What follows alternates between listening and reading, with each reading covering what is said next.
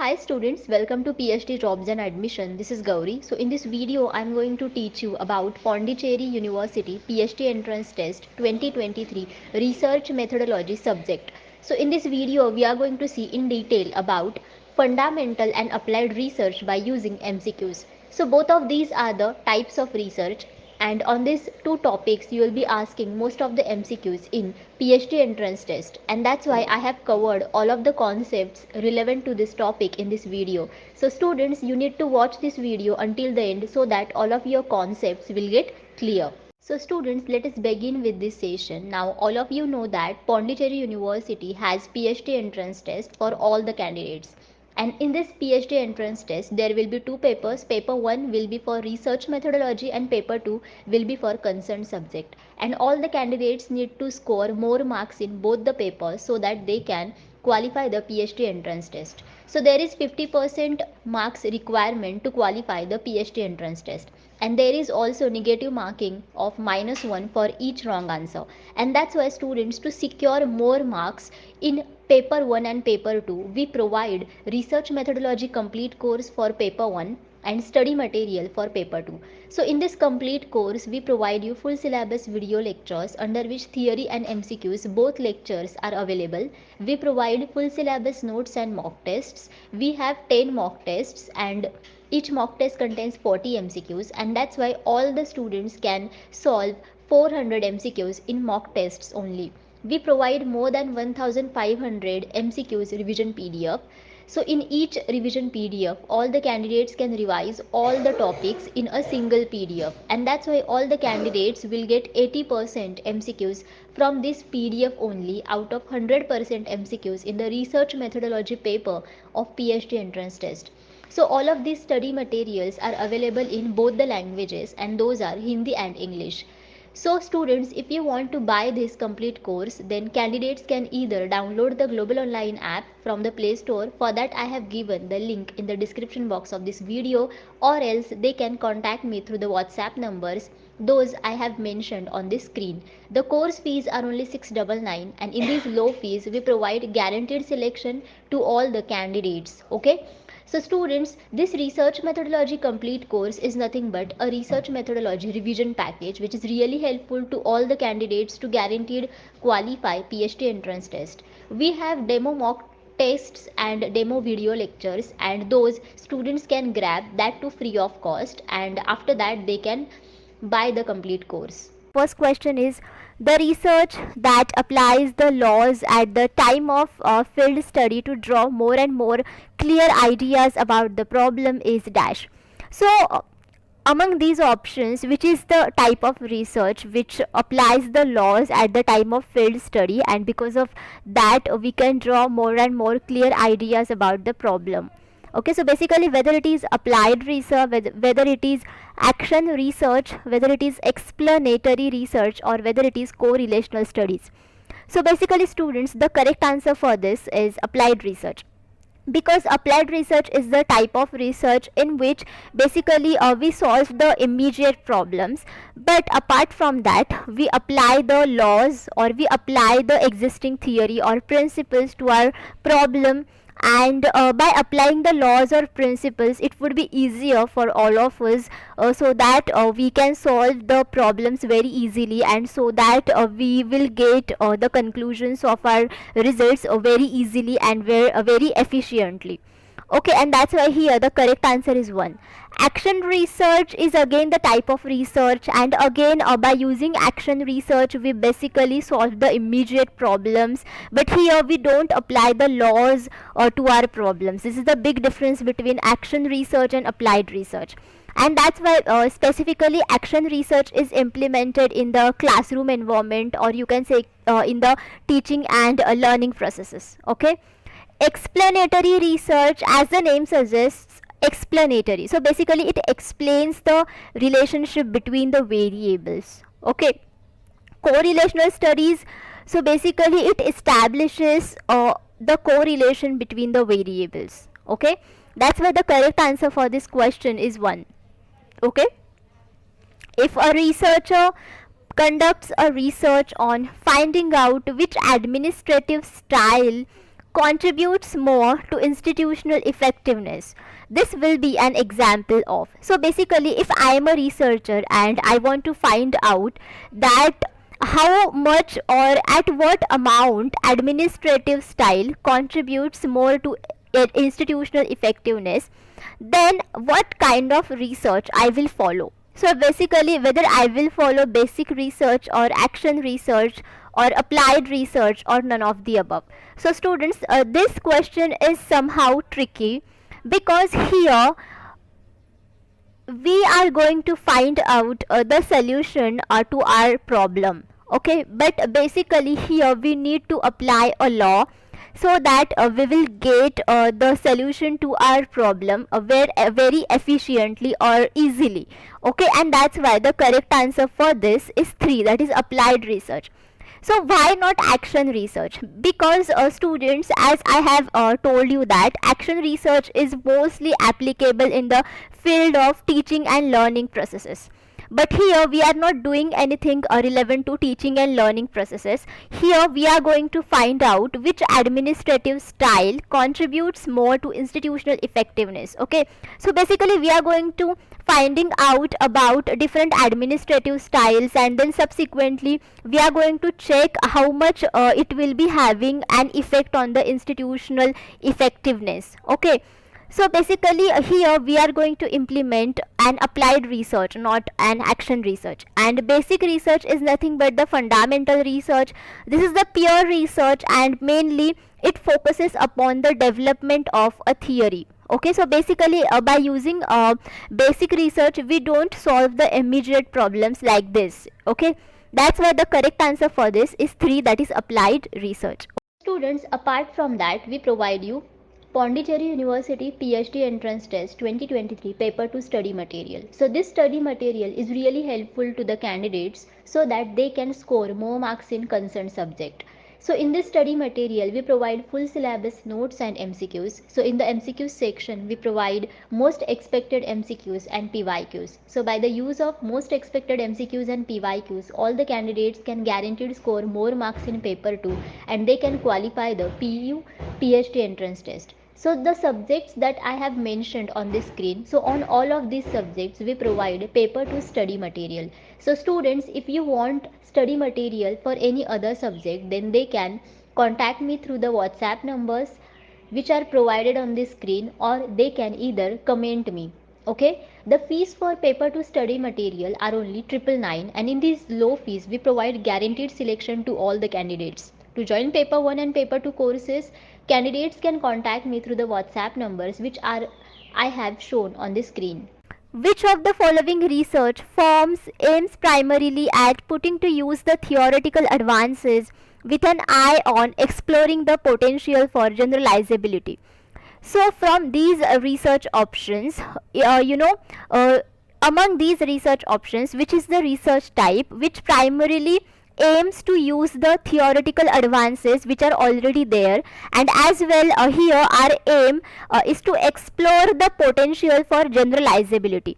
So basically students, generalizability is nothing but we are going to generalize the results of our solution to the real facts or to the another real situations. This is called as the generalizability. So basically, what is that research? So whether it is fundamental research, whether it is evaluative research, whether it is action research, whether it is applied research. So students, here basically we are using the theoretical advances, and the meaning of this is that we are using here the different laws or principles. So in other words, basically we are applying the different laws and principles here to our problems, and that's why here by using such laws and principles we are going to solve the problems and we will get the solution. And after getting the solution, it has the that much amount of potential so that we can explore it for generalizability purposes. Okay, so that's why here the correct answer is 4, because here we are applying the laws, okay, to our research problem, and this is nothing but the applied research. So this is not action research, because within the action research we don't apply any kind of laws, we just solve the immediate problem here.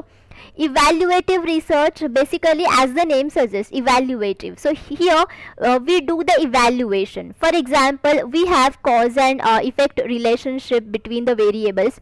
So basically here we evaluate the amount of cause, like how much causes are causing the effects. Okay, so we are going to here evaluate that what is amount of the cause and what is the effect of that kind of amount of a cause. So basically we are here evaluating the amount of cause. Okay, this is nothing but the evaluative research. Fundamental research, yani ki pure research or basic research, that I have told you earlier in this video. Okay, so the correct answer for this question is 4. Okay, the principles of fundamental research are used in. So basically the principles of fundamental research are used in which kind of research? So whether we use it in action research, applied research, philosophical research, historical research. Okay, so basically students, fundamental research here is nothing but the pure research, and in this research basically we develop the theories, right? And basically we also develop the principles or laws over here.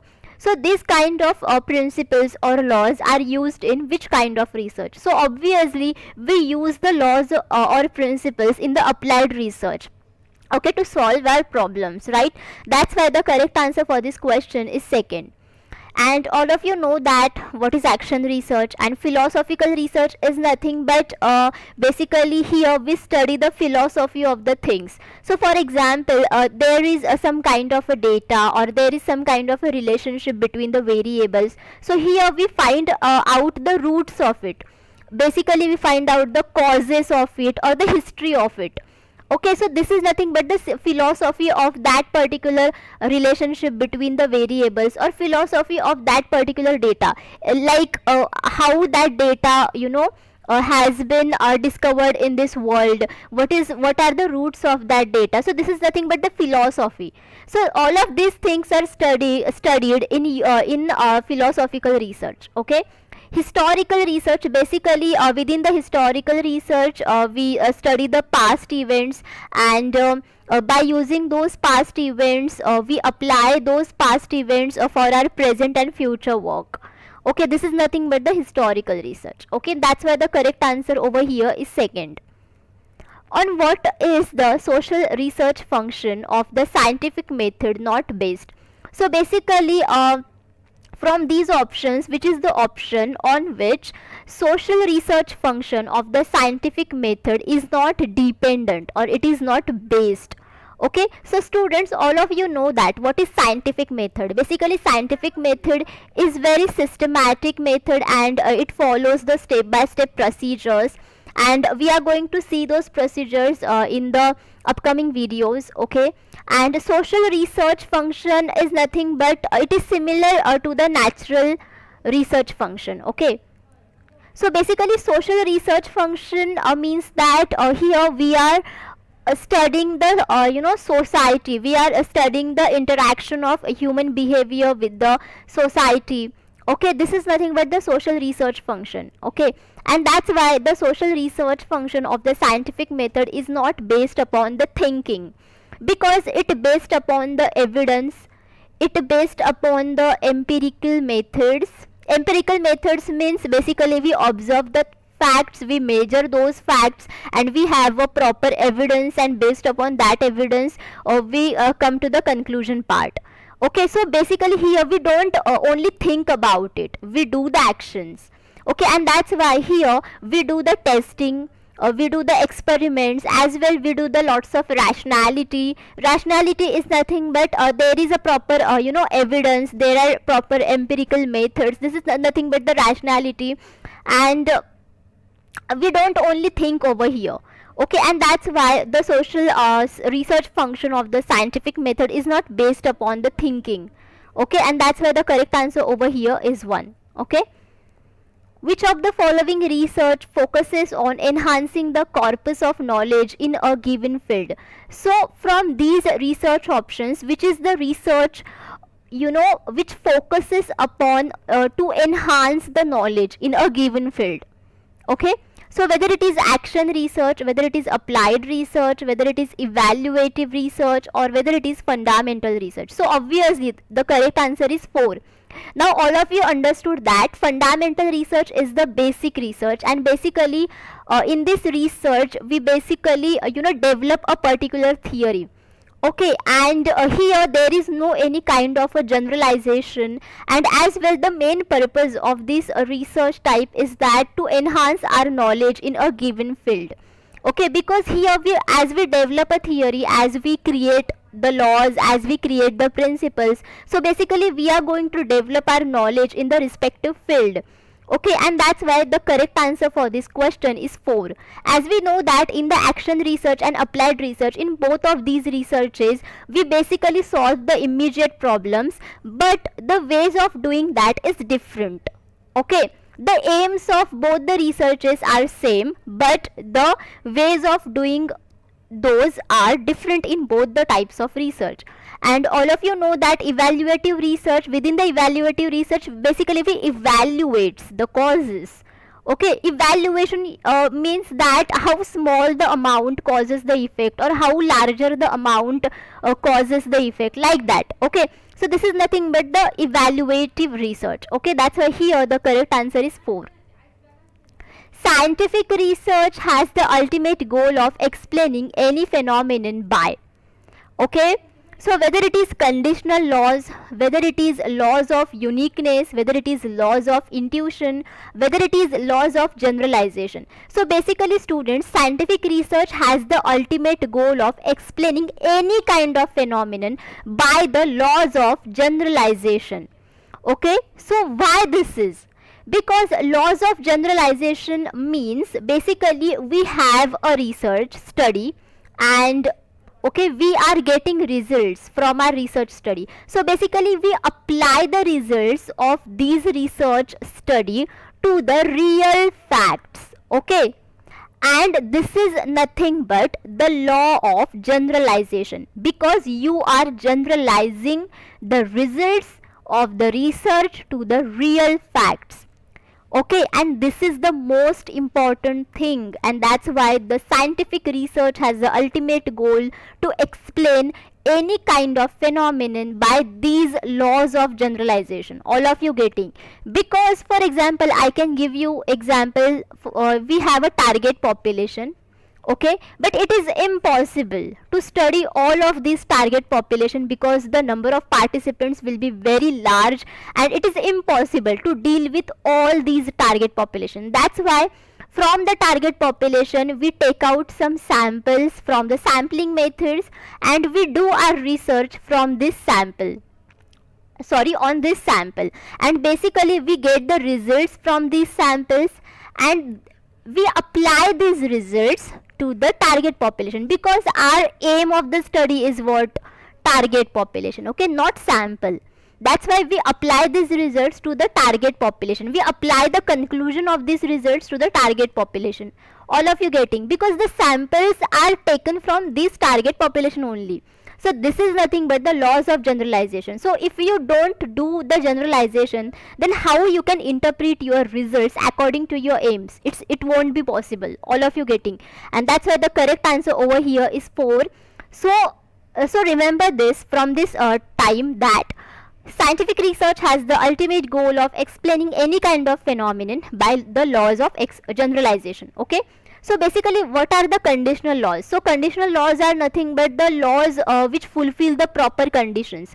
For example, some research studies require some kind of conditions. So when we fulfill those conditions, then only our results will be valid.